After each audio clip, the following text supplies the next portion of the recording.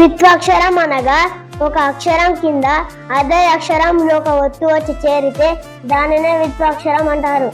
సంయుక్తాక్షరం అనగా ఒక అక్షరం కింద వేరొక అక్షరం యొక్క ఒత్తు వచ్చి చేరితే దానినే సంయుక్తాక్షరం అంటారు.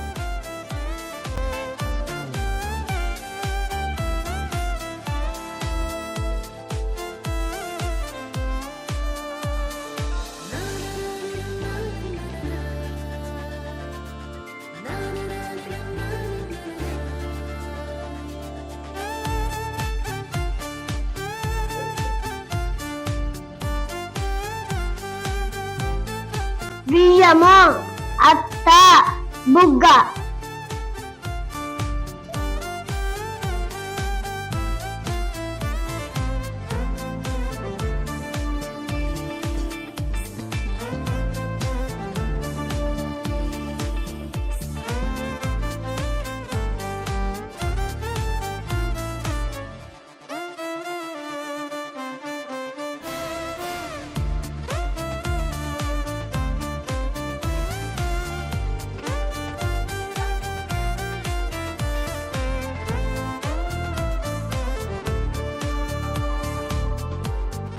అభ్యాసము, తర్కము, పుష్పము.